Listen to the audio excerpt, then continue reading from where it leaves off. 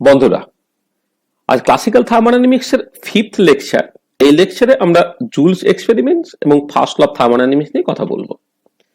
Thermodynamics এর first লেকচারে আমরা ক্লাসিক্যাল থার্মোডাইনামিক্স এর ইন্ট্রোডাকশন দিয়েছিলাম, কিছু বেসিক কথাবার্তা বলা হয়েছিল, অর্থাৎ ক্লাসিক্যাল থার্মোডাইনামিক্স কি, তার স্কোপ এবং অ্যাপ্লিকেবিলিটি কি কি, তার বেসিক লস গুলোই বা কি, বা সেই ল গুলোর মূল বৈশিষ্ট্যগুলো কি কি, ইত্যাদি ইত্যাদি। সেকেন্ড লেকচারে আমরা কিছু বেসিক কনসেপ্টস নিয়ে কথাবার্তা বলেছি, কিছু টার্মিনোলজি ইন্ট্রোডিউস করেছি এবং জিরোথ ল অফ থার্মোডাইনামিক্স নিয়ে কথাবার্তা বলেছি। আমরা সিস্টেম, সারাউন্ডিং, বাউন্ডারি নিয়ে কথাবার্তা বলেছি, আমরা প্রসেস নিয়ে কথাবার্তা বলেছি, আমরা ইকুইলিব্রিয়াম বলতে কি বুঝি আমরা সেসব বুঝেছি। থার্ড লেকচারে মূলত আমরা আলোচনা করেছিলাম ম্যাথামেটিক্স ফর ক্লাসিক্যাল থার্মোডাইনামিক্স, অর্থাৎ ক্লাসিক্যাল থার্মোডাইনামিক্স পড়ার জন্য যে বেসিক ম্যাথামেটিক্সটা আমাদের লাগে সেগুলো আমরা ইন্ট্রোডিউস করার চেষ্টা করেছিলাম। আর লাস্ট ক্লাসে আমরা মূলত হিট এবং ওয়ার্ক নিয়ে কথাবার্তা বলেছি। হিটটা নিয়ে পরে ডিটেইল আলোচনা করব বলেছিলাম, ওয়ার্কটা নিয়ে আমরা অনেকটা আলোচনা করেছিলাম। পার্টিকুলারলি হাইড্রোস্ট্যাটিক সিস্টেমে যখন পিভি টাইপের ওয়ার্ক বা এক্সপানশন কম্প্রেশন জনিত ওয়ার্ক হয়, তার এক্সপ্রেশন রিভার্সিবল বা ইরিভার্সিবল প্রসেসে কেমন করে বের করতে হয়, কোনটা বড় কোনটা কম ছোট, বা ইন্ডিকেটর বা পিভি ডায়াগ্রামের সাহায্যে পিভি টাইপের ওয়ার্ক কেমন করে এক্সপ্রেস করা হয়, এই নিয়ে আলোচনা হয়েছিল। আজকে আমরা যে first law of thermodynamics introduce করব, সেই ইন্ট্রোডিউস করার আগে কিছু বেসিক কথাবার্তা, যেটা আমরা প্রায় প্রত্যেক লেকচারেই বলেছি, সেটা আবার এখানে মনে করিয়ে দিতে চাইছি যে ক্লাসিক্যাল থার্মোডাইনামিক্স তার যে ল গুলো, সেগুলো কোনো অ্যাজাম্পশন বা পস্তুলেটের উপর ডিপেন্ড করে না। আমরা ডেইলি লাইফে যে সমস্ত এক্সপিরিয়েন্স গ্যাদার করছি এবং এক্সপেরিমেন্টাল অবজারভেশন যেগুলোকে পাচ্ছি, তার জেনারেলাইজেশনই হলো laws of classical thermodynamics. Suddenly first law of থার্মোডাইনামিক্সও এ থেকে এক্সেপশন কিছু না। Actually, first law of thermodynamics started from the equivalence of heat and work. 1798 বিজ্ঞানী রামফোর্ড তিনি একটা তুরপুন দিয়ে যখন বোরিং করছিলেন কোন একটা মেটালিক সাবস্টেন্স, তখন একটা মেকানিক্যাল ওয়ার্ক দেওয়া হলো এবং সেখান থেকে তিনি দেখলেন প্রচন্ড হিটিং এফেক্ট হচ্ছে, টেম্পারেচার বাড়াচ্ছে। সেইখান থেকেই প্রথমে বোঝা গেল যে হিট এবং এই ওয়ার্ক থেকে যে হিট পাওয়া যেতে পারে বা হিট বা ওয়ার্কের ইকুইভ্যালেন্সটা এখান থেকে প্রথমে গেস করা যায়। 1799 H. Davy also carried out some experiments which indicated the relationship between heat and work. কিন্তু আমরা যে ফার্স্ট অফ থার্মোডাইনামিক্স এবং হিট এবং ওয়ার্কের ইকুইভ্যালেন্স নিয়ে কথাবার্তা বলবো, সেটা বেসিক্যালি বিজ্ঞানী জুল তার এক্সপেরিমেন্টের থ্রু দিয়েই আসে। 1843 থেকে 1848 সাল, এই 5-6 বছর ধরে তিনি সিরিজ অফ এক্সপেরিমেন্ট করেছিলেন। যে এক্সপেরিমেন্টগুলোর মূল ভিত্তিটা ছিল যে কোন একটা অ্যাডাবেটিক এনক্লোজারের মধ্যে গিভেন অ্যামাউন্টের জল রেখে তার টেম্পারেচার 1 ডিগ্রি বাড়ানোর চেষ্টা করেছিলেন, এবং এই টেম্পারেচার বাড়ানোর জন্য তিনি বিভিন্ন রকম ভাবে ওয়ার্ক দিচ্ছিলেন। এবং তার যে এই এক্সপেরিমেন্টাল অবজারভেশন এবং তার পরবর্তীকালে বা একই সময়ের জন্য মায়ের বেশ কিছু এক্সপেরিমেন্ট করেছিলেন, এবং সেখান থেকে যেসব ইনসাইটস পাওয়া গিয়েছিল, সেইখান থেকে formal statement of the first of thermodynamics করেন বিজ্ঞানী হেলমচ।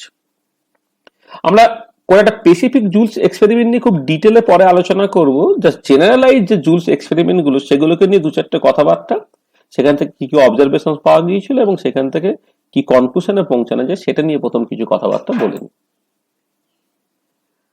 জুলস যেটা করেছিলেন, যেটা given amount of water is taken in an adiabatic enclosure and work is done on the system in different ways to increase the temperature of this water by 1 degree. আচ্ছা, বিভিন্ন রকম ভাবে work দেওয়া মানে কেমন ভাবে ওয়ার্ক গুলো দেওয়া যেতে পারে? এক হচ্ছে কোন একটা গ্যাসকে এক্সপানশন বা কম্প্রেশন করলে একটা ওয়ার্ক ইনভলভ হতে পারে, এবং যে কন্টেনারের মধ্যে গ্যাসটা কম্প্রেস হচ্ছে বা এক্সপানশনটা হচ্ছে, সেইটাকে আবার জলের মধ্যে আমি জাস্ট ডুবিয়ে রেখেছি। দুটো মেটালিক রড বা মেটালিক প্লেটকে যদি আমি একসাথে নিয়ে রাব করি বা ঘষি, তো সেখান থেকে একটা টেম্পারেচার বাড়ার একটা সম্ভাবনা আছে। আর ইমার্শন হিটারে যেমন হয়, একটা ইলেকট্রিক্যাল ওয়ার্ক দেওয়া হয়, সেখান থেকে একটা হিটিং এফেক্ট বা সেখান থেকে একটা টেম্পারেচার বাড়ার পসিবিলিটি আছে। বা কোনো একটা ওয়েটকে যদি আমি একটা জলের মধ্যে বা কোনো একটা সাবস্টেন্স বারবার বারবার ফেলিয়ে, হ্যাঁ, তাহলে সেখান থেকে একটা টেম্পারেচার বাড়ার একটা পসিবিলিটি আছে। তাহলে তিনি এই বিভিন্ন রকম ভাবে ওয়ার্ক দিয়ে ওই অ্যাডাবেটিক এনক্লোজারের মধ্যে একটা গিভেন অ্যামাউন্টের জল রেখে তার টেম্পারেচারটাকে বাড়ানোর চেষ্টা করেছিলেন। এবং এই যে এক্সপেরিমেন্ট গুলো করেছিলেন, সেখান থেকে তিনি একটা ইম্পর্টেন্ট অবজারভেশনে পৌঁছান। তিনি দেখেন যে এই প্রত্যেক ক্ষেত্রে মোরালেস ইকুয়াল অ্যামাউন্ট অফ ওয়ার্ক লাগছে। তিনি দেখছেন যখন একটা গ্যাসকে কম্প্রেস করা হচ্ছে তখন 1 পাউন্ড জল তার টেম্পারেচার 1 ডিগ্রি ফারেনহাইট বাড়ানোর জন্য অ্যারাউন্ড 795 ফুট পাউন্ড অ্যামাউন্টের ওয়ার্ক লাগছে। যখন দুটো আয়রন ব্লকস তাকে রাব করা হচ্ছে সেখানে 1 পাউন্ড জলের টেম্পারেচার 1 ডিগ্রি ফারেনহাইট বাড়ানোর জন্য 775 ফুট পাউন্ড ওয়ার্ক লেগে গেল। যখন ইলেকট্রিক্যাল কারেন্ট পাঠানো হচ্ছে ইমার্শন হিটারে যেমন করে করা হয় সেখানে 1 পাউন্ড জলের টেম্পারেচার 1 ডিগ্রি ফারেনহাইট বাড়ানোর জন্য 838 ফুট পাউন্ড ওয়ার্ক দিতে হলো। আবার প্যাডেল হুইল যে বিখ্যাত এক্সপেরিমেন্ট, অর্থাৎ একটা ওয়েটকে যখন বারবার ফেলা হচ্ছে সেখানে দেখা যাচ্ছে যে 1 পাউন্ড জলের টেম্পারেচার 1 ডিগ্রি ফারেনহাইট বাড়ানোর জন্য 773 ফুট পাউন্ড ওয়ার্ক লাগছে।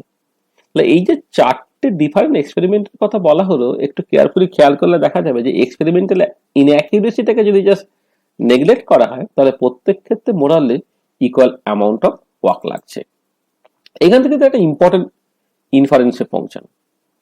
তিনি দেখেন যে যে প্রত্যেক ক্ষেত্রে যদি ইকুয়াল অ্যামাউন্ট অফ ওয়ার্ক লাগছে সেখান থেকে কনক্লুড করা যায় যে যে in an adiabatic process equal amount of work is required to raise the temperature of unit mass of a substance by unity। আসলে যেটা হয়েছে, তিনি যদিও ওয়াটার নিয়ে কথাবার্তা বলেছিলেন বা ওয়াটার নিয়ে এক্সপেরিমেন্ট করেছিলেন, পরবর্তীকালে অনেকে জল ছাড়া অন্যান্য সাবস্টেন্স নিয়ে একই এক্সপেরিমেন্ট করেছেন এবং সিমিলার টাইপ অফ অবজারভেশন পেয়েছেন। তো সেইখান থেকে যে জেনারেল কনক্লুশনটা পৌঁছানো যায় সেটা হচ্ছে এই, যেটা আমি আবার রিপিট করছি, in an adiabatic process equal amount of work is required to raise the temperature of unit mass of a substance by unity। এটাই হচ্ছে যে primitive statement of first law of thermodynamics. আমরা দেখব যে ফার্স্ট ল অফ থার্মোডাইনামিক্স এর অনেকগুলো possible statement আছে, প্রত্যেকটা স্টেটমেন্ট সাডেনলি একটা আরেকটার সঙ্গে ইকুইভ্যালেন্ট। হিস্টোরিক্যালি যেটা লিটারেচার সার্চ করে যেটা দেখতে পাওয়া যাচ্ছে যে প্রিমিটিভ স্টেটমেন্ট বা first statement of first law of thermodynamics simply হচ্ছে এরকম যে in a adiabatic process equal amount of work is required to raise the temperature of unit mass of a substance by unity। এবারে যেটা important point, joule যেটা দেখলেন যে এই যে জলের টেম্পারেচার যখন আমি বাড়াচ্ছি, অর্থাৎ বা যে কোনো একটা সাবস্টেন্সের টেম্পারেচার বাড়ানোর জন্য এই পার্টিকুলার এক্সপেরিমেন্ট গুলোতে ওয়ার্ক দেওয়া হয়েছে, কিন্তু এটা আমাদের ডেইলি এক্সপিরিয়েন্সটা কি বলছে যে টেম্পারেচার বাড়ানোর জন্য আমরা ইউজুয়ালি হিটও দিয়ে থাকি। তারপরে যেটা দাঁড়ালো যে কোনো একটা গিভেন অ্যামাউন্ট অফ সাবস্টেন্স তার একটা ফাইনাইট টেম্পারেচার বাড়ানো, তার জন্য ওয়ার্ক দিয়েও এটা করা যেতে পারে, হিট দিয়েও করা যেতে পারে। এবারে কথা হচ্ছে যে হিট এবং ওয়ার্ক ইউজুয়ালি দুটো আলাদা জিনিস বলে জানা ছিল। এবারে কোন একটা পার্টিকুলার কাজ যদি হিট দিয়েও হতে পারে এবং ওয়ার্ক দিয়েও হতে পারে, তাহলে এখান থেকে যে কনক্লুশনে পৌঁছানো যায় সেটা হচ্ছে হিট এবং ওয়ার্ক হচ্ছে ইকুইভ্যালেন্ট। অর্থাৎ জুল বললেন W is proportional to Q এবং একটা প্রপোর্শনালিটি কনস্ট্যান্ট দিলেন W equal to J into Q, এই যেটাকে বলা হচ্ছে জুলস কনস্ট্যান্ট। এইখান থেকে বেসিক্যালি হিট এবং ওয়ার্কের যে ইকুইভ্যালেন্সটা যেটা ফর্মালি স্টেট করা হলো, এবং this is another statement of first law of thermodynamics. তাহলে আগের যে স্টেটমেন্টটা সেখানে আমরা হিটের কথাবার্তা বলিনি, আমরা জাস্ট ওয়ার্ক দিয়ে কোনো একটা গিভেন সাবস্টেন্স তার টেম্পারেচার বাড়ানোর আমরা চেষ্টা করছি। আমরা অ্যাকচুয়ালি অ্যাডাবেটিক এনক্লোজারের মধ্যে যদি জলটাকে রেখেছিলাম বা কোনো একটা সাবস্টেন্সকে রেখেছিলাম, সেখানে হিট কোনো ইনভলভ ছিল না, হিটটা সিস্টেমের মধ্যে ঢুকছিল না, হিটটা সিস্টেম থেকে বেরোচ্ছিল না, যা কিছু করা হয়েছিল সবটা ওয়ার্ক দিয়ে। এবং এই পার্টিকুলার কেসে যেটা বলা হলো সেটা হলো যে একই কাজ শুধু হিট দিয়েও করা যেতে পারে অথবা শুধু ওয়ার্ক দিয়েও করা যেতে পারে, অর্থাৎ হিট এবং ওয়ার্ক হচ্ছে equivalent. This is another statement of first law of thermodynamics. আর এই যে প্রপোর্শনালিটি কনস্ট্যান্ট কেমন করে বের করা যেতে পারে? তো অ্যাজ ফর এক্সাম্পল 1 অ্যাটমসফিয়ার প্রেসারে 1 গ্রাম পিওর ওয়াটার তার টেম্পারেচার 1 ডিগ্রি সেন্টিগ্রেড বাড়াতে, পার্টিকুলারলি 14.5 ডিগ্রি সেন্টিগ্রেড থেকে 15.5 ডিগ্রি সেন্টিগ্রেড, এই 1 ডিগ্রি বাড়ানোর জন্য যদি আমি শুধুমাত্র ওয়ার্ক দিয়ে এই টেম্পারেচারটা বাড়াতে চাই, দেখছি 4.184 জুল ওয়ার্ক লাগছে। আর এটাই যদি আমি শুধুমাত্র হিট দিয়ে করতে চাই, দেখতে পাচ্ছি 1 ক্যালোরি হিট লাগছে। তার মানে যেটা দাঁড়াচ্ছে যে 1 গ্রাম বিশুদ্ধ জলের টেম্পারেচার 1 অ্যাটমসফিয়ারে 14.5 ডিগ্রি সেন্টিগ্রেড থেকে 15.5 ডিগ্রি সেন্টিগ্রেডে বাড়ানোর জন্য আমার 1 ক্যালোরি হিট লাগে হিট দিয়ে যদি কাজটাকে করি, অথবা 4.148 জুল ওয়ার্ক লাগে যদি ওয়ার্ক দিয়ে কাজটাকে করি। তার মানে এই যে 1 ক্যালোরি ইকুয়াল টু 4.184 জুল, সেখান থেকে এই জুল কোফিসিয়েন্টের ভ্যালুটা জুল কনস্ট্যান্টের ভ্যালুটা বেরিয়ে এলো, সেটা হলো 4.184 জুল ফর ক্যালোরি। আর এখানে একটা ভেরি ইন্টারেস্টিং পয়েন্ট, যেটা বলার মতো। আমরা জানি হিট এবং ওয়ার্ক পাথ প্রপার্টি, কিন্তু টেম্পারেচার হচ্ছে একটা স্টেট প্রপার্টি। আমরা অলরেডি আলোচনা করেছিলাম যে থার্মোডাইনামিক প্রপার্টি গুলোকে মূলত দুটো ক্যাটাগরিতে ভাগ করা যায়, কেউ কেউ স্টেট প্রপার্টি, কেউ কেউ পাথ প্রপার্টি। একটা গিভেন ইনিশিয়াল স্টেট থেকে ফাইনাল স্টেটে আমি যদি বিভিন্ন পাথে যাই, তাহলে পাথ প্রপার্টির ক্ষেত্রে চেঞ্জ গুলো বিভিন্ন পাথে বিভিন্ন হতে পারে। তবে লাস্ট ক্লাসে আমরা আলোচনা করেছিলাম ওয়ার্ক নিয়ে, যেখানে আমরা দেখিয়েছিলাম যে একটা গিভেন ইনিশিয়াল স্টেট থেকে ফাইনাল স্টেটে যদি রিভার্সিবলি এক্সপানশন বা কম্প্রেশন করা হয় অথবা ইরিভার্সিবলি এক্সপানশন বা কম্প্রেশন করা হয়, তাহলে বিভিন্ন ক্ষেত্রে কিন্তু ওয়ার্কের চেঞ্জটা বিভিন্ন হচ্ছে। অন দ্য আদার হ্যান্ড, যখন আমি প্রেসার, ভলিউম বা টেম্পারেচার নিয়ে কথাবার্তা বলি, তখন কোন একটা গিভেন ইনিশিয়াল স্টেট থেকে ফাইনাল স্টেটে আমি যেভাবেই যাই না কেন, এদের চেঞ্জ গুলো কিন্তু সবসময় একই হবে। সেই রেসপেক্টে হিট এবং ওয়ার্ক তারা হচ্ছে পাথ প্রপার্টি এবং টেম্পারেচার হচ্ছে স্টেট প্রপার্টি। আর এই যে জুলের এক্সপেরিমেন্ট গুলো, এই এক্সপেরিমেন্ট গুলোতে আমরা মূলত যেটা করছি যে অ্যাডাবেটিক এনক্লোজারের মধ্যে গিভেন অ্যামাউন্টের জল রেখে বিভিন্ন রকম বা বিভিন্ন পাথে ওয়ার্ক সাপ্লাই করছি এবং সেখান থেকে বোঝার চেষ্টা করছি যে কতখানি ওয়ার্ক লাগছে to raise the temperature of a given amount of substance by unit. যেটা সারপ্রাইজিং সেটা হচ্ছে এই যে প্রত্যেক ক্ষেত্রে ইকুয়াল অ্যামাউন্ট অফ ওয়ার্ক লেগেছিল to raise the temperature of a given amount of substance by unity. অর্থাৎ আমি একটা পাথ প্রপার্টি সাপ্লাই করছি বিভিন্ন পাথে, কিন্তু প্রত্যেক ক্ষেত্রে ইকুয়াল অ্যামাউন্ট অফ ওয়ার্ক লেগে যাচ্ছে সিস্টেমটাকে কোন একটা গিভেন ইনিশিয়াল স্টেট থেকে ফাইনাল স্টেটে নিয়ে যাওয়ার জন্য। এটা কি করে সম্ভব? কারণ স্টেট প্রপার্টি এবং পাথ প্রপার্টির নর্মাল ডেফিনেশন বা ডিস্টিংশন অনুযায়ী যেটা হওয়া উচিত যে গিভেন ইনিশিয়াল স্টেট থেকে গিভেন ফাইনাল স্টেটে গেলে বিভিন্ন পাথে বিভিন্ন অ্যামাউন্ট অফ ওয়ার্ক লাগা উচিত ছিল, বা ইন আদার ওয়ে আমি যদি বিভিন্ন পাথে ইকুয়াল অ্যামাউন্ট অফ ওয়ার্ক দিই, তাহলে কোনো একটা গিভেন ইনিশিয়াল স্টেট থেকে বিভিন্ন বিভিন্ন ফাইনাল স্টেটে পৌঁছানো উচিত ছিল। কিন্তু এই পার্টিকুলার কেসে আমি ইকুয়াল অ্যামাউন্ট অফ ওয়ার্ক লাগছে to raise the temperature of a given amount of substance by unity. অর্থাৎ সিস্টেমটাকে কোন একটা পার্টিকুলার ইনিশিয়াল স্টেট থেকে পার্টিকুলার ফাইনাল স্টেটে নিয়ে যাওয়ার জন্য ইকুয়াল অ্যামাউন্টের পাথ প্রপার্টি চেঞ্জ লাগছে। এখন এটা কি করে সম্ভব? বিজ্ঞানী হেলমোথ যেটা বললেন যেটা সম্ভব তখনই যখন হিট এবং ওয়ার্ক তারা সামহাউ সিস্টেমের মধ্যে প্রসেসড হয়ে একটা some kind of inherent energy of the system দিয়ে দিচ্ছে, which is an intrinsic property of the system. And এই যে ইনহেরেন্ট বা intrinsic property of the system, তার ম্যানিফেস্টেশনটা is actually change in temperature. তার মানে যেটা দাঁড়াচ্ছে সেটা হচ্ছে যে হিট এবং ওয়ার্ক তারা পাথ প্রপার্টি, সেটা সিস্টেমে দেয়া হলো, সিস্টেম হিট এবং ওয়ার্কটাকে নিয়ে সে তার একটা ইনহেরেন্ট এনার্জিতে কনভার্ট করে নিল। অর্থাৎ সে ইমিডিয়েটলি তার পাস্ট হিস্ট্রিটাকে ভুলে গেল। অর্থাৎ হিটটা কোথা থেকে এসেছে বা ওয়ার্কটা কোথা থেকে এসেছে, কোন পাথ দিয়ে এসেছে সেটাকে ভুলে গিয়ে সেই এনার্জিটাকে নিজের করে নিল, আত্মীকরণ করে নিল। সেই যে এনার্জিটা যেটা পাস্ট হিস্ট্রি ভুলে গেছে, যেটা তার ইনহেরেন্ট হয়ে গেছে, ইন্ট্রিনজিক হয়ে গেছে, সেই এনার্জিটাকে একটা নতুন নাম দেয়া হলো, সেটাই হচ্ছে ইন্টারনাল এনার্জি বা ইন্টারনাল এনার্জি ফাংশন। এবং এই ইন্টারনাল এনার্জিটা যেটা পাথের উপর ডিপেন্ড করবে না, যেটা অ্যাকচুয়ালি একটা স্টেট প্রপার্টি, এবং এই স্টেট প্রপার্টির চেঞ্জটা একটা সার্টেন ভ্যালু থেকে সার্টেন ভ্যালুতে পৌঁছাচ্ছে, যার ম্যানিফেস্টেশন হচ্ছে টেম্পারেচারটা একটা সার্টেন ভ্যালু থেকে সার্টেন ভ্যালুতে পৌঁছে যাওয়া। অর্থাৎ ইন্টারনাল এনার্জি কনসেপ্টটা জাস্ট ইন্ট্রোডিউসড হয়ে গেল। তাহলে ইন্টারনাল এনার্জি কনসেপ্টটা এর আগে ছিল না। এর আগে আমরা হিট বুঝতাম, ওয়ার্ক বুঝতাম, তাদের ইকুইভ্যালেন্ট বুঝতাম। কিন্তু এই অবজারভেশন গুলোকে যদি ব্যাখ্যা করতে হয়, তাহলে আমাকে জাস্ট এইটুকু মেনে নিতেই হবে যে হিট এবং ওয়ার্ক তাদেরকে তাদের পাথ হিস্ট্রি ভুলে যেতে হবে। অর্থাৎ হিট এবং ওয়ার্ক যখন সিস্টেমে ঢুকছে, সে জাস্ট চেঞ্জ হয়ে গেল, চেঞ্জ হয়ে গিয়ে একটা সাম কাইন্ড অফ তার ফর্মটাকে পাল্টে ফেললো, ফর্মটাকে পাল্টে ফেলে সে তার একটা ইনপ্রিঞ্জ বা ইনহেরেন্ট এনার্জিতে কনভার্টেড হয়ে গেল, যেটাকে আমি জাস্ট ইন্টারনাল এনার্জি নিয়ে কথাবার্তা বলছি। আর first law is all about the internal energy and the change in internal energy, যেটা নিয়ে আমরা ডিটেলে কথাবার্তা পরে বলছি। এবং আমরা অ্যাট দ্য সেম টাইম দেখবো যে ইন্টারনাল এনার্জি সাডেনলি একটা স্টেট প্রপার্টি, তার সঙ্গে সঙ্গে আর এর কি প্রপার্টি থাকতে পারে। সেটা যাওয়ার আগে ফার্স্ট ল অফ থার্মোডাইনামিক্সের আরো দু একটা স্টেটমেন্ট নিয়ে কথাবার্তা বলি, যেটা হচ্ছে যে আমরা যখন হিট এবং ওয়ার্ক ইকুইভ্যালেন্স নিয়ে কথাবার্তা বললাম এবং ইন্টারনাল এনার্জি ইন্ট্রোডিউস করে ফেললাম, এবং পরিষ্কার যেটা বুঝতে পারা গেল যে কোন একটা টেম্পারেচারের চেঞ্জ, কোন একটা সিস্টেমের টেম্পারেচারের চেঞ্জ বা সিস্টেমের ইন্টারনাল এনার্জি চেঞ্জ দুরকম ভাবেই করা যেতে পারে। সেটা হিট দিয়েও করা যেতে পারে, ওয়ার্ক দিয়ে করা যেতে পারে, দুরকম ভাবেই করা যেতে পারে। এর আগে যখন হিট এবং ওয়ার্কের ইকুইভ্যালেন্স নিয়ে আমি কথাবার্তা বলেছি, সেখানে মূলত বলেছিলেন যে আইদার হিট দিয়ে করা হচ্ছে অর ওয়ার্ক দিয়ে করা হচ্ছে। 1 গ্রাম জলের টেম্পারেচার শুধু হিট দিয়ে করলে 1 ক্যালোরি হিট লাগে, 1 গ্রাম জলের টেম্পারেচার শুধুমাত্র ওয়ার্ক দিয়ে করলে 4.184 জুল ওয়ার্ক লাগে। এবার কথা হচ্ছে যে যদি আমি দুটোকেই একই সাথে দিই তাহলে কি হতে পারে। তো ধরা যাক কোন একটা সিস্টেম তার ইনিশিয়াল স্টেটে ছিল এ, যে ইনিশিয়াল স্টেটে থাকলে তার করসপন্ডিং ইন্টারনাল এনার্জি ছিল ইউএ, কারণ এখন আমি ইন্টারনাল এনার্জির মানে বুঝি।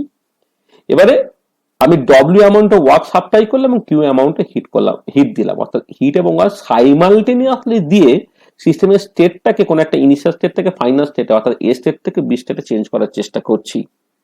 তাহলে ডব্লিউ এবং কিউ সে ইউ এর সঙ্গে যোগ হয়ে যদি সিস্টেমটাকে অন্য একটা স্টেটে বি স্টেটে নিয়ে যায় উইথ ইন্টারনাল ইউবি, তাহলে আমরা জাস্ট এনার্জি কনজারভেশন থেকে লিখতে পারি Q plus W plus U A equal to UB. এখান থেকে UB minus U A equal to Q plus W. তাহলে এবারে যেহেতু ইউ এখন স্টেট প্রপার্টি, যে কোনো স্টেট প্রপার্টির চেঞ্জ সবসময় ফাইনাল মাইনাস ইনিশিয়াল ফর্মে লেখা যায়, অর্থাৎ U B minus U A, বিটা হচ্ছে ফাইনাল স্টেট, এ হচ্ছে ইনিশিয়াল স্টেট, চেঞ্জটাকে ডেল্টা ইউ লিখলাম, পরিষ্কার হয়ে গেল delta U equal to Q plus W. আর যদি ইনফাইনাইটেসিমাল চেঞ্জ হয়, অর্থাৎ খুব ডিফারেন্সিয়াল অ্যামাউন্টের ওয়ার্ক যদি দেওয়া হয়, ডিফারেন্সিয়াল অ্যামাউন্টের হিট যদি দেওয়া হয়, তাহলে করসপন্ডিং ইন্টারনাল এনার্জি চেঞ্জটা ডিফারেন্সিয়াল অ্যামাউন্টও হবে, তখন আমি জাস্ট লিখতে পারবো DU equal to D cut Q plus D cut W.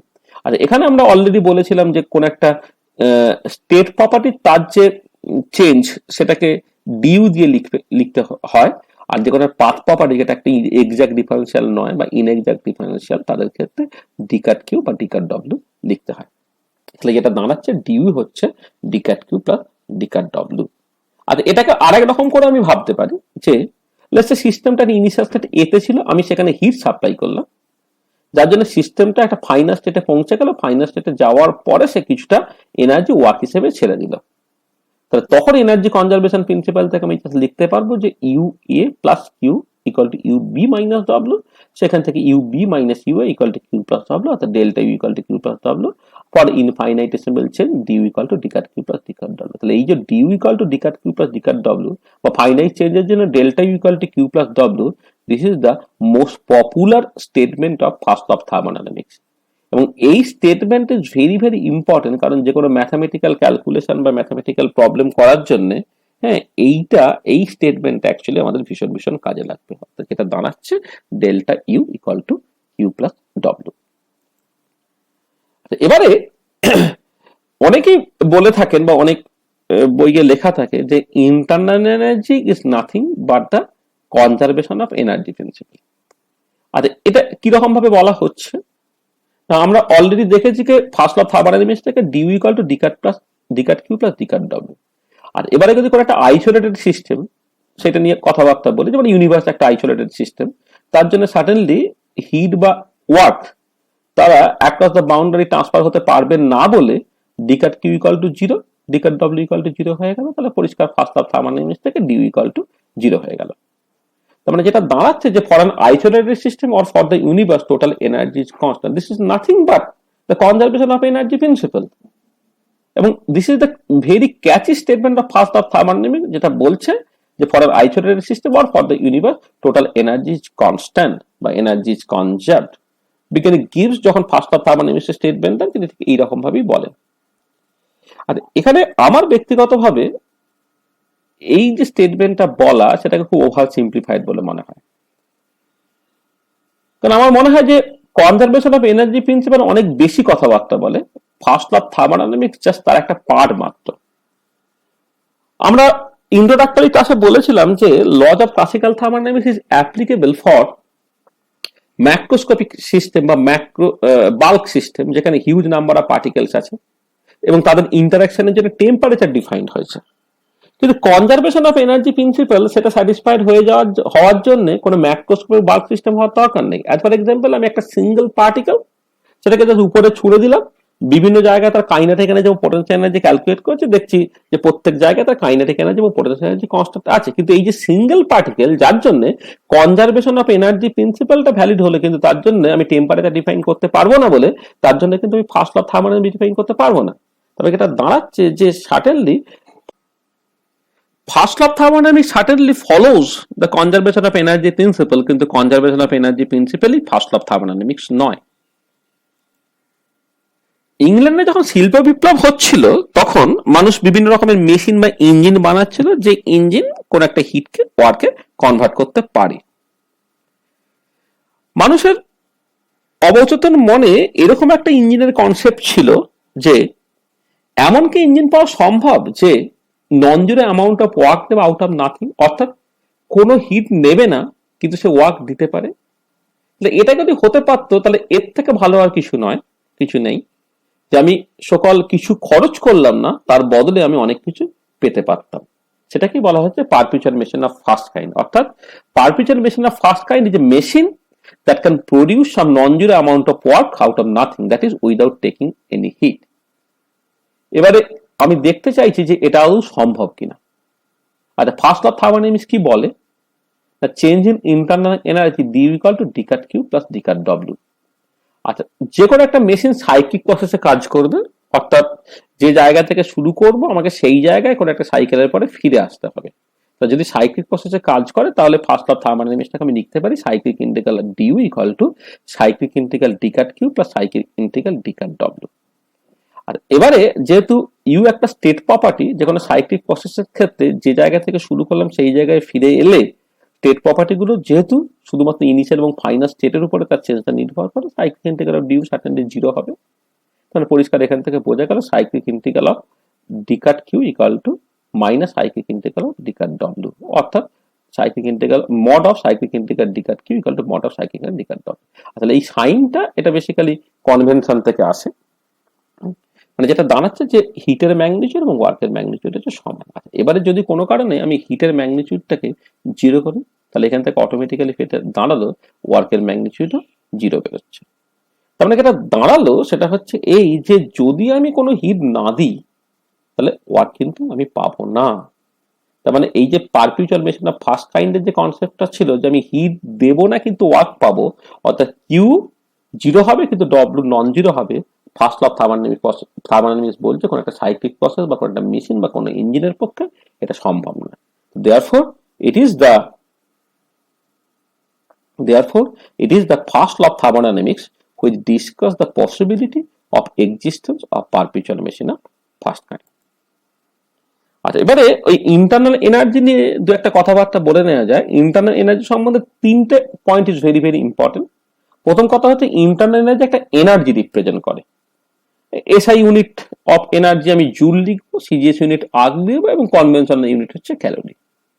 Second important point হচ্ছে চেঞ্জ ইন ইন্টারনাল এনার্জি বা ইন্টারনাল এনার্জি, সেটা অ্যামাউন্ট অফ দ্য সাবস্টেন্স বা নাম্বার অফ মোলস এর উপর ডিপেন্ড করে, অর্থাৎ এটা একটা extensive property. Like all other energy, internal energy একটা এক্সটেন্সিভ প্রপার্টি। আর third very very important point হচ্ছে যে it is independent of path, that is it is a state function. কোন একটা গিভেন ইনিশিয়াল স্টেট এ থেকে কোন একটা ফাইনাল স্টেট বি তে আমি বিভিন্ন পাথে যাই, 1 নম্বর পাথ বা 2 নম্বর পাথ বা 3 নম্বর পাথ, প্রত্যেক ক্ষেত্রে কিন্তু change in internal energy actually সমান হবে। কনভেনশনালি ইন্টারনাল এনার্জিটাকে as a function of temperature এবং ভলিউম লেখা হয়। তাহলে ডিউটাকে আমি লিখতে পারি del U by del T at constant P into dT plus del U by del V at constant T into dV. যেহেতু ইউ একটা state property, it must obey the Euler reciprocity principle, অর্থাৎ del two V by del T del V equal to del two V by del V del T. আর সাথে যেহেতু এটা state property, কোনো একটা cyclic process state এ থেকে state B তে গিয়ে আবার যদি স্টেট এ তে ফিরে আসে তার জন্য change in internal energy zero হবে। আমরা ফার্স্ট ল অফ থার্মোডাইনামিক্স যে ইন্ট্রোডিউস করলাম এবং সেইখান থেকে ইন্টারনাল এনার্জি কথা বললাম, যেটা বেসড অন জুলস এক্সপেরিমেন্টস। এবারে কোন একটা পার্টিকুলার জুলস এক্সপেরিমেন্টকে আমরা একটু ডিটেলে আলোচনা করার চেষ্টা করছি। আমাদের জুল এক্সপেরিমেন্টের যেটা মূল ভিত্তিটা ছিল সেটা হচ্ছে এই যে কোন একটা অ্যাডায়াবেটিক এনক্লোজারের মধ্যে গিভেন অ্যামাউন্টের জল রাখা হয়েছে, জল রেখে তার টেম্পারেচারটাকে জাস্ট ইউনিট বাড়ানোর চেষ্টা করা হচ্ছে। এই হচ্ছে একটা অ্যাডায়াবেটিক এনক্লোজার। অ্যাডায়াবেটিক এনক্লোজারের মধ্যে গিভেন অ্যামাউন্টের জল রাখা হয়েছে। এবারে আমি এই পার্টিকুলার কেসে যে ওয়ার্কটাকে ইনভলভ করব সেটা হচ্ছে এক্সপানশন কম্প্রেশন জনিত ওয়ার্ক। শুরুতে আমি একটা এ বাল্ব নিয়েছি যেটা basically filled with ideal gas, আর বি বাল্বটা ইনিশিয়ালি ফাঁকা ছিল। এবারে এই অবস্থায় রেখে ইনিশিয়ালি আমি তার এর টেম্পারেচারটা কত একটা থার্মোমিটার দিয়ে তার টেম্পারেচারটাকে দেখে নিয়েছিলাম। একটা স্টারার রেখেছি যে যদি পরবর্তীকালে যখন থ্রু আউট দ্য প্রসেস যদি কোনো টেম্পারেচারের চেঞ্জ হয় বা হিট ইনভলভ হয় সেটাকে ইউনিফর্ম করার জন্য। এবারে যেটা করা হলো যে এই যে পিস্টনটা আছে পিস্টনটাকে খুলে দেওয়া হলো যাতে করে গ্যাসটা ফ্রিলি এক্সপান্ডেড হয়ে গেল ফ্রম এ টু বি, অর্থাৎ ইনিশিয়ালি যেখানে ভলিউম ছিল শুধুমাত্র এটা, ফাইনালি ভলিউমটা হলো এই দুটোর যোগফল হয়ে গেল। আচ্ছা, এবারে এই প্রসেসটা হয়ে যাওয়ার পরে আমি ফাইনালি টেম্পারেচারে আদৌ কোনো চেঞ্জ হলো কিনা সেটা থার্মোমিটার দিয়ে আবার দেখে নিলাম, এবং যেটা ইম্পর্টেন্ট অবজারভেশন সেটা হচ্ছে টেম্পারেচারে কোনো চেঞ্জ হলো না। তারপরে এটা দাঁড়াচ্ছে যে আমি অ্যাডাবেটিক এনক্লোজারের মধ্যে দেখেছি, অর্থাৎ হিটের চেঞ্জ কিছু নেই। আর যে এক্সপানশনটা হয়েছে এক্সপানশনটা কিন্তু এগেন্স্ট জিরো এক্সটার্নাল প্রেসার হয়েছে, অর্থাৎ ফ্রি এক্সপানশন হয়েছে, ফ্রি এক্সপানশনের জন্য ওয়ার্কও জিরো হয়েছে। তাহলে আলটিমেটলি কি দাঁড়াচ্ছে যে অ্যাডাবেটিক এনক্লোজারের মধ্যে আছে বলে ডিকাট কিউটা জিরো হলো, আর যেহেতু ফ্রি এক্সপানশন হয়েছে তো ডিকাট ডব্লিউ জিরো হচ্ছে, ফ্রম ফার্স্ট অফ থার্ড আমি DU equal to D cut Q plus D cut W equal to zero হলো। তার মানে জুল এক্সপেরিমেন্টে অ্যাকচুয়ালি ইন্টারনাল এনার্জি চেঞ্জটা হচ্ছে জিরো।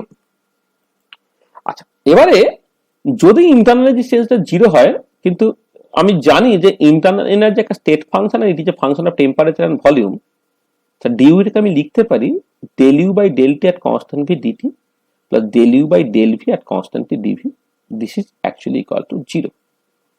জুল এক্সপেরিমেন্টে ডিউ ইকুয়াল টু জিরো, আর আমার এক্সপেরিমেন্ট বলে দিকে there is no change in temperature. Thermometer আমার দেখিয়ে দিলে কোনো টেম্পারেচার চেঞ্জ হয়নি, অর্থাৎ ডিটিও জিরো হয়ে গেল।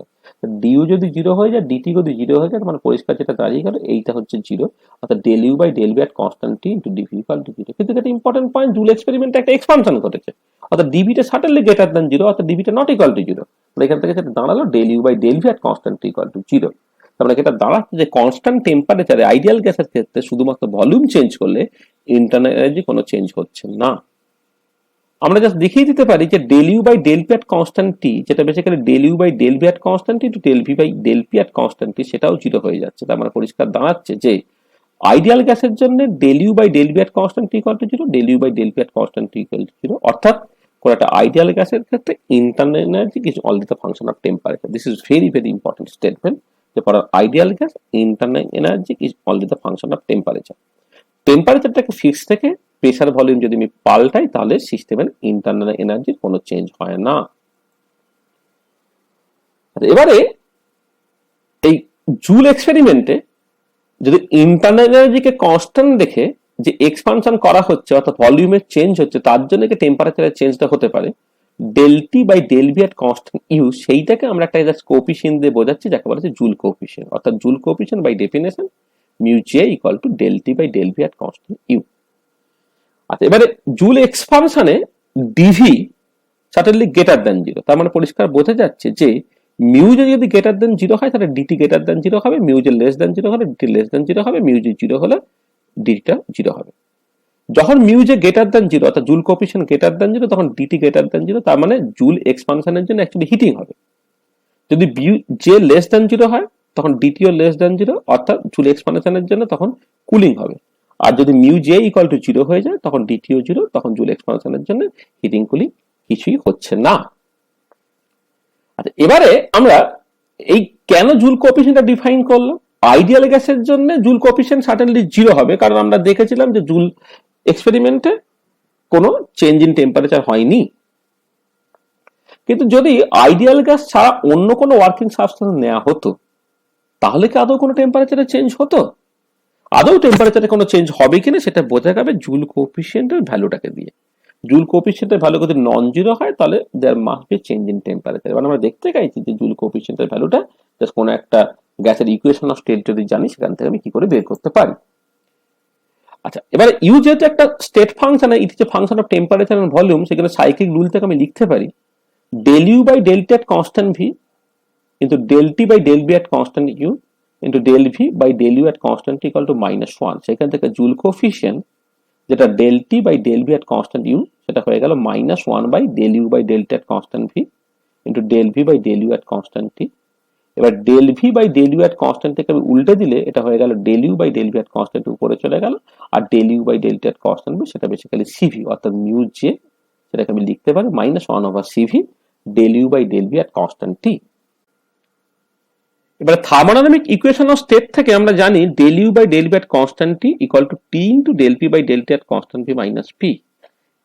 এখানে যদি এই এক্সপ্রেশনটাকে বসিয়ে দেওয়া যায় তাহলে মিউ জে হয়ে গেল -1/cv T into del P by del T at constant P minus P. মানে this expression is very very important, কারণ এই এক্সপ্রেশন থেকে আমি পরিষ্কার যদি কোনো একটা গ্যাসের ইকুয়েশন অফ স্টেট দিয়ে দেওয়া হয় তাহলে সেখান থেকে কিন্তু মিউজের এক্সপ্রেশন বের করতে পারবো।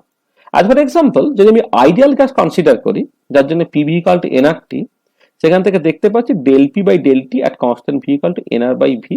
তাহলে মিউ জে অর্থাৎ জুল কোএফিসিয়েন্ট যেটা -1/cv T into del P by del T at constant V minus P, del P by del T at constant V তার জায়গায় আমি বসিয়ে দিলাম বেসিক্যালি এনআর বাই ভি, তার মানে এটা দাঁড়ালো NRT by V minus P, আর এনআরটি বাই ভি সেটা অ্যাকচুয়ালি পি, তাহলে P minus P equal to 0 হয়ে গেল।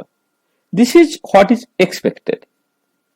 আইডিয়াল গ্যাসের ক্ষেত্রে মিউজে 0, অর্থাৎ আমি বলেছিলাম যদি মিউজে 0 হয় তাহলে ডিটি 0, অর্থাৎ there should be no change in temperature. এবং জুল এক্সপেরিমেন্ট থেকে সত্যিই দেখা গেছে যে ওয়ার্কিং সাবস্টেন্সকে যখন আইডিয়াল গ্যাস নেওয়া হয়েছিল তখন দেয়ার is no change in temperature, এবং থার্মোমিটার সেটাই দেখিয়েছে। আচ্ছা, এবারে কথা হচ্ছে what about the van Rawal gas. Van রাওয়াল গ্যাসের জন্য P plus N square by V square into V minus N B equal to nRT. সেখান থেকে আমি del P by del T at constant V K লিখতে পাচ্ছি NR by V minus N B. আর মিউজের এক্সপ্রেশনে যখন আমি ডেল পি বাই ডেল টির জায়গায় NR by V minus N B বসিয়ে দিলাম, মিউ যেটা হয়ে গেল -1/cv NRT by V minus N B minus P. Van রাওয়াল গ্যাসের ইকুয়েশন অফ স্টেট থেকে পরিষ্কার বুঝতে পারা গেছে this is actually N square A by V square. Oh sorry, there should be A, এই ভেতরের পার্টটা হচ্ছে N square A by V square, এবং there must be A -1/cv here, sorry, this should be -1/cv N square A by V square, যেটা actually less than 0, তার মানে পরিষ্কার বোঝা গেল এখান থেকে কুলিং হবে। আচ্ছা, এবারে ইম্পর্টেন্ট পয়েন্ট যেটা সেটা হচ্ছে এই যে যে জুল যে বলছেন, আচ্ছা এই কথাটা আমি আরেকবার বলি, সেটা হচ্ছে যে যখন ভ্যান রাওয়াল গ্যাসের জন্য আমি মিউজের এক্সপ্রেশন বের করলাম, অ্যাকচুয়ালি আমার একটুখানি ভুল হয়েছে এখানে, অ্যাকচুয়ালি এই ভেতরের পার্টটা তো উইদিন দ্য ব্র্যাকেট, সেই পার্টটা হবে N square A by V square, তার আগে একটা -1/cv আছে, অর্থাৎ -1/cv N square A by V square, this is actually less than 0, আর মিউজে যদি লেস দেন 0 হয় তার মানে there should be a cooling. আচ্ছা, এবারে কথাটা হচ্ছে যে বাস্তবে যে গ্যাসগুলো আছে সেগুলো আইডিয়াল গ্যাসের ইকুয়েশন স্টেট ওবে করে না, বরং সেটা অনেকটা ভ্যান রাওয়াল গ্যাসের ইকুয়েশন স্টেট ওবে করে। তাহলে যদি আমি একটা নন আইডিয়াল গ্যাস বা রিয়েল গ্যাস নিয়ে জুল এক্সপানশন করতাম, তার there should be change in temperature. আমার এই অ্যানালিসিস আমাকে তাই বলে। এবারে জুল দাবি করছেন তিনি আইডিয়াল গ্যাস নিয়ে এক্সপেরিমেন্টটাকে করেছেন, কিন্তু আইডিয়াল গ্যাস জাস্ট সিম্পলি একটা হাইপোথেটিক্যাল কনসেপ্ট। বাস্তবে গ্যাসগুলো কোনোভাবেই আইডিয়াল নয়, সেটা মোরাললেস আইডিয়ালি বিহেভ করতে পারে যখন টেম্পারেচার প্রচন্ড বেশি হয় বা প্রেসার প্রচন্ড কম হয়, কিন্তু আদারওয়াইজ বাস্তবে গ্যাসগুলো কিন্তু কোনোভাবেই আইডিয়াল গ্যাসের ইকুয়েশন স্টেট ওবে করছে না। আর আইডিয়াল গ্যাসের ইকুয়েশন স্টেট ওবে না করলে there should be change in temperature. এবার কথা হলো যদি টেম্পারেচারে চেঞ্জ হওয়ার কথাই, তাহলে থার্মোমিটার টেম্পারেচার সেটা দেখালো না কেন? আর পসিবল এক্সপ্লানেশন হতে পারে সেটা হচ্ছে এই যে আমরা তো অনেকটা পরিমাণ জল নিয়েছিলাম, ওয়ার্কিং সাবস্টেন্স হিসেবে জল নেওয়া হয়েছে বেশ অনেকটা, এবং জলের হিট ক্যাপাসিটি প্রচন্ড বেশি, তাহলে অনেকটা জল নেওয়া হয়েছে এবং জলের হিট ক্যাপাসিটি কিন্তু প্রচন্ড বেশি হয়, তাহলে এই যে সামান্য টেম্পারেচারের চেঞ্জটা, সেই টেম্পারেচারের চেঞ্জটা তখনকার দিনে যে থার্মোমিটার, যেটা সকল অতটা সফিস্টিকেটেড থার্মোমিটার ছিল না, তাতে ধরা পড়ছে না। তার মানে এটা দাঁড়াচ্ছে যে আমাদের অ্যানালিসিস আমাদের বলে দিচ্ছে যে যদি আমি আইডিয়াল গ্যাস ছাড়া অন্য রকমের গ্যাস নিয়ে জুল এক্সপানশন করতাম তাহলে there should be a change in temperature. এইটা একটা কেয়ারফুল জিনিস যেটা একটু মাথায় রাখা দরকার আছে। এবারে আমরা ইন্টারনাল প্রেসার এটাকে একটু ডিফাইন করার চেষ্টা করছি। ইন্টারনাল প্রেসার জিনিসটা কি না, পার্টিকুলারলি যদি নন আইডিয়াল গ্যাস হয় বা কোনো একটা ফ্লুইড যদি আমি কনসিডার করি, তাহলে তাদের মধ্যে একটা ইন্টারমলিকুলার অ্যাট্রাকশন আছে, যে ইন্টারমলিকুলার অ্যাট্রাকশন থেকে একটা ফোর্স জন্মায় যাকে বলা হচ্ছে কোহেসিভ ফোর্স। অর্থাৎ যদি কোনো একটা নন আইডিয়াল ফ্লুইড বা নন আইডিয়াল গ্যাস নিয়ে সেই গ্যাসটাকে আমি জাস্ট একটা এক্সপান্ড করার চেষ্টা করি, তাহলে এই যে কোহেসিভ ফোর্স, সেই কোহেসিভ ফোর্সের এগেনস্ট আমাকে কিছুটা ওয়ার্ক করতে হবে। তাহলে প্রেসার বাই ডেফিনেশন হচ্ছে ফোর্স পার ইউনিট এরিয়া, তাহলে cohesive force per unit area, সেইখান থেকে আমি একটা প্রেসার ডিফাইন করতে পারি। বা ইন আদার ওয়ার্ড, এই যে এক্সপানশন করার জন্য একটা ওয়ার্ক ইনভলভ হবে, সেই ওয়ার্কটাকে আমি জাস্ট লিখতে পারি পি ইন্টারনাল ইন্টু ডিভি, এইরকম ভাবে। আর এবারে যদি কোন একটা গ্যাসকে আইসোথার্মালি এক্সপান্ড করা হয়, তাহলে from the definition of internal energy, যেটা del U by del T at constant V into dT plus del U by del V at constant T into dV. এবারে যেহেতু আইসোথার্মালি গ্যাসটাকে এক্সপান্ড করা হচ্ছে, del U by del T at constant V dT, এটা actually zero. তাহলে আমি just লিখতে পারবো যে ওয়ার্কটা P internal dV, this is actually equal to del U by del V at constant T into dV, অর্থাৎ পি ইন্টারনালটা হয়ে গেল del U by del V at constant T, this is the internal pressure. অর্থাৎ internal প্রেসারটাকে thermodynamically define করার সবচেয়ে ভালো রাস্তা হচ্ছে del U by del V at constant T, অর্থাৎ কনস্ট্যান্ট টেম্পারেচারে গ্যাসটাকে এক্সপান্ড করলে বা ভলিউম চেঞ্জ করার চেষ্টা করলে আমাকে বেসিক্যালি অ্যাকচুয়ালি একটা প্রেসারের এগেনস্ট এই কাজটাকে করতে হবে, এই প্রেসারটাই হচ্ছে ইন্টারনাল প্রেসার। আর এবারে যদি আমি আইডিয়াল গ্যাসের ক্ষেত্রে ইন্টারনাল প্রেসার কনসিডার করি, আইডিয়াল গ্যাসের ক্ষেত্রে ইন্টারমলিকুলার অ্যাট্রাকশন নেই, সেখানে internal pressure as usual zero হওয়ার কথা। এবং এই অন্যান্য গ্যাসের ক্ষেত্রে যদি আমাকে ইন্টারনাল প্রেসার বের করতে হয়, তাহলে ভেরি ইম্পর্টেন্ট রিলেশন হচ্ছে থার্মোডাইনামিক ইকুয়েশন অফ স্টেট, যেটা বলে দিচ্ছে del U by del V at constant T equal to T into del P by del T at constant P minus P. অর্থাৎ internal pressure যেটা del U by del V at constant T, সেটা আমি এই equation আমি এই expression থেকে বের করতে পারি। অর্থাৎ আমার কাছে যদি কোনো একটা গ্যাসের ইকুয়েশন অফ স্টেট থাকে, তাহলে কিন্তু আমি ইন্টারনাল প্রেসারটাকে বের করতে পারবো। আইডিয়াল গ্যাসের ক্ষেত্রে খুব সার্টেনলি দেখতেই পাওয়া যাবে যে del P by del T, সেটা বেসিক্যালি এনআর বাই ভি, তাহলে পি ইন্টারনাল হয়ে যাবে nR T by P minus P, অর্থাৎ P minus P equal to zero. যদি আমি van der Waal gas consider করি, যেটা আমি অলরেডি দেখিয়েছি, যে T into del P by del T এর কনস্ট্যান্ট পি মাইনাস পি, সেটা actually n square A by V square হয়ে যাবে, বা a by V bar square হয়ে যাবে, অর্থাৎ ইন্টারনাল প্রেসারটা a by V bar square. একটা ভেরি ইম্পর্টেন্ট ফ্যাক্ট যেটা আমি এখানে উল্লেখ করতে চাইছি, যে সেই সমস্ত ফ্লুইড বা গ্যাস যারা অ্যাকচুয়ালি জুলস ল ওবে করে, জুলস ল ওবে করে মানে যাদের ক্ষেত্রে internal energy is only the function of temperature, বা যাদের ক্ষেত্রে del U by del V at constant T equal to zero, তাদের ক্ষেত্রে দেখানো যায় যে প্রেসারটা সার্টেনলি প্রপোর্শনাল টু টেম্পারেচার হবে। Del U by del V at constant T যদি জিরো হয়, আমরা জানি যে from thermodynamic equation of state del U by del V at constant T equal to T into del P by del T at constant P minus P. তাহলে পরিষ্কার আমি এখান থেকে লিখতে পারছি dP by P equal to dT by T. এবার আমি যদি ইন্টিগ্রেট করে দিই, তাহলে integral dP by P equal to integral dT by T, তাহলে এইটা হয়ে গেল এল এন পি, এটা হয়ে গেল এল এন টি। এবারে ইনডেফিনাইট ইন্টিগ্রেশন করলে there must be constant of integration, সেই কনস্ট্যান্ট অফ ইন্টিগ্রেশন আমি এল এন কে বলছি। এখান থেকে পরিষ্কার দেখতে পাওয়া যাচ্ছে L N P equal to L N K T, অর্থাৎ P equal to K T, P proportional to T. তাহলে পি প্রপোর্শনাল টু টি, সেটা আইডিয়াল গ্যাসের ক্ষেত্রে সার্টেনলি হতে পারে, যদি ভলিউম কনস্ট্যান্ট রাখা হয় কোনো একটা ক্লোজ সিস্টেমের জন্য, পিটা সার্টেনলি প্রপোর্শনাল টু টেম্পারেচার। এবার কথা হচ্ছে যে শুধুমাত্র আইডিয়াল গ্যাসের ক্ষেত্রেই কি পি প্রপোর্শনাল টু টেম্পারেচার? যদি আমরা অন্য একটা ইকুয়েশন অফ স্টেট কনসিডার করি, যেটা P into V minus N B equal to NRT দিয়ে গভর্ন হচ্ছে, অর্থাৎ এই পার্টিকুলার কেসটা হচ্ছে একটা স্পেশাল টাইপ অফ গ্যাস, যে গ্যাসের ক্ষেত্রে কোনো ইন্টারমলিকুলার অ্যাট্রাকশন নেই, অর্থাৎ ভ্যান ডার ওয়ালস কনস্ট্যান্ট এটা জিরো, কিন্তু দেয়ার ইজ ইন্টারমলিকুলার রিপালশন, তাদের জন্য কিন্তু পিটা প্রপোর্শনাল টু টেম্পারেচার হয়। অর্থাৎ তাদের ক্ষেত্রে আমি দেখাতে পারি যে del U by del V at constant টিটা জিরো হচ্ছে। অর্থাৎ এখান থেকে একটা ভেরি ইম্পর্টেন্ট পয়েন্ট, যে it is not the necessary and sufficient condition for a gas to be ideal is that del U by del V at constant T equal to 0. Ideal gas হলে certainly del U by del V at constant T equal to zero, কিন্তু del U by del V at constant T zero মানেই যে গ্যাসটা ideal হবে সেটা নয়। আজ for example, যখন আমি কোন একটা গ্যাস কনসিডার করছি যেটা P into V minus N B equal to NRT, এই ইকুয়েশন অফ স্টেট ওবে করছে, এই পার্টিকুলার কেসে পরিষ্কার যে যে গ্যাসটা আইডিয়াল না, কিন্তু তার জন্য del U by del V at constant T equal to zero.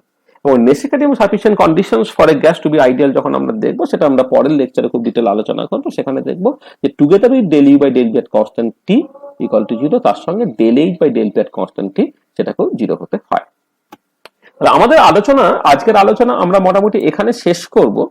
শেষ করার আগে জাস্ট কতগুলো প্রবলেম আমরা একটুখানি বলতে চাইছি, যে প্রবলেমগুলো আমরা এখানে কষবো না।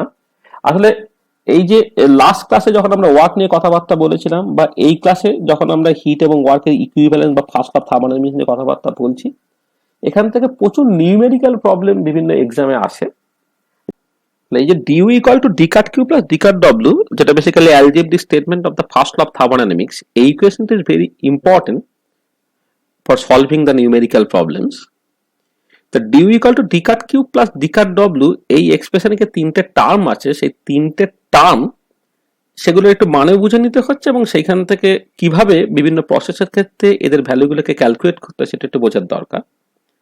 আচ্ছা, ডি কাট ডব্লিউ যেটা চেঞ্জ ইন ওয়ার্ক, যেটা আমরা লাস্ট ক্লাসে খুব ডিটেলে আলোচনা করেছিলাম যে ওয়ার্কটাকে কি করে মেজার করতে হয় বা কি করে অ্যাকচুয়ালি তার ভ্যালুটাকে বুঝতে হয়, সেটা সাডেনলি রিভার্সিবল প্রসেসের ক্ষেত্রে, ইরিভার্সিবল প্রসেসের ক্ষেত্রে আলাদা, আইসোথার্মাল প্রসেসের ক্ষেত্রে, অ্যাডিয়াবেটিক প্রসেসের ক্ষেত্রে আলাদা। তাহলে জাস্ট প্রবলেমটাকে ভালো করে পড়ে জাস্ট বুঝতে হবে ওটা আইসোথার্মাল না অ্যাডিয়াবেটিক, ওটা রিভার্সিবল না ইরিভার্সিবল, না ওটা ফ্রি এক্সপেনশন, না ওটা আইসোবারিক প্রসেস, না ওটা আইসোকোরিক প্রসেস, তার মতো করে ওয়ার্কের এক্সপ্রেশনটাকে বের করতে হবে। ওয়ার্কের এক্সপ্রেশনটা নর্মালি পিভি টাইপের ওয়ার্ক যেহেতু, সেটাকে লিটার অ্যাটমসফিয়ারে বেরোতে পারে, লিটার অ্যাটমসফিয়ার থেকে জাস্ট জুল বা ক্যালোরিতে কনভার্ট করার দরকার হতে পারে। এই যে কনভার্সন পার্টটা, সেই কনভার্সন পার্টটার জন্য আমাকে কোনো ট্রান্সফরমেশন ফ্যাক্টর মনে রাখার দরকার নেই। আমরা ইউনিভার্সাল গ্যাস কনস্ট্যান্ট আর এর ভ্যালু সেই ক্লাস 9 থেকে বা 8 থেকে মুখস্থ করে আসছি, সেটা ভোলার নয়।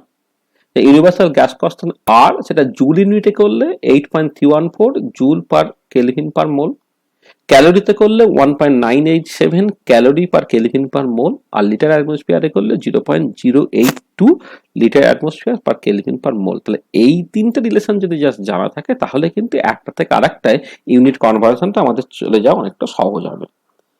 আর এদিকে ডিকাট কিউ যে পার্টটা, অর্থাৎ হিটের চেঞ্জ, সেই হিটের চেঞ্জটা কিন্তু সাপ্লাই করে দেয় ভালো, যদি সাপ্লাই না করে দেয় তাহলে আমাদের একটা জিনিস জাস্ট মাথায় রাখতে হবে যে আমরা ইউজুয়ালি জাস্ট এমএসটি অর্থাৎ মাস, স্পেসিফিক হিট এবং তার সঙ্গে টেম্পারেচারের চেঞ্জ, এই তিনটে গুণ করে আমি হিটের চেঞ্জটাকে ক্যালকুলেট করে নিতে পারি।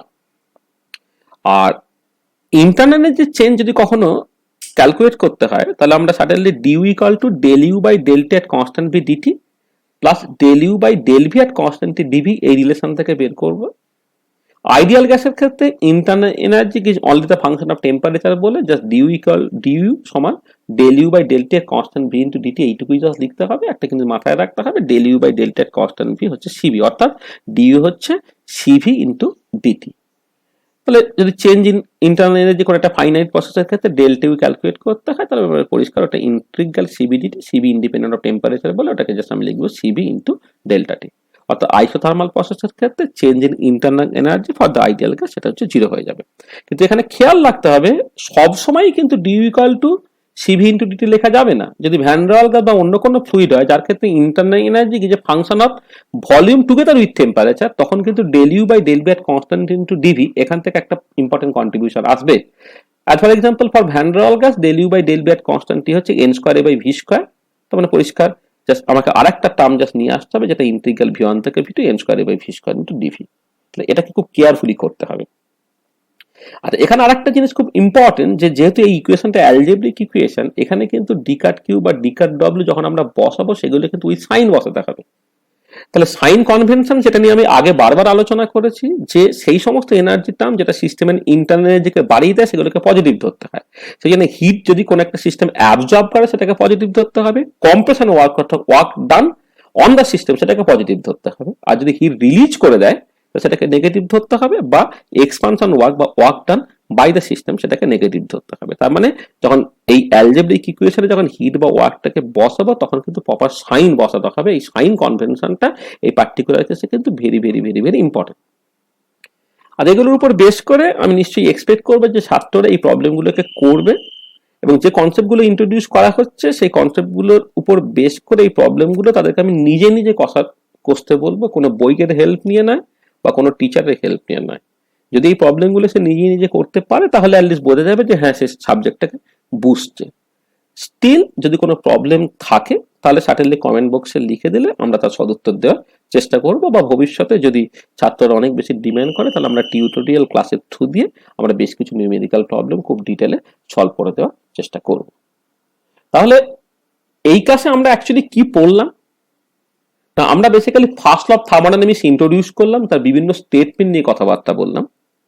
আমরা প্রথম জাস্ট দেখালাম যে কোন একটা অ্যাডিয়াবেটিক এনক্লোজারের মধ্যে যে কোনো একটা সাবস্টেন্স নিয়ে তার টেম্পারেচার ইউনিট বাড়াতে প্রত্যেক ক্ষেত্রে ইকুয়াল অ্যামাউন্টে হিট লাগে। That was the primitive statement of the first of thermodynamics. তারপর আমরা হিট এবং ওয়ার্কের ইকুইভ্যালেন্স নিয়ে কথাবার্তা বলেছি। তারপরে ফাইনালি আমরা অ্যালজেব্রিক স্টেটমেন্ট নিয়ে এসেছি, d U equal to D cut Q plus D cut W.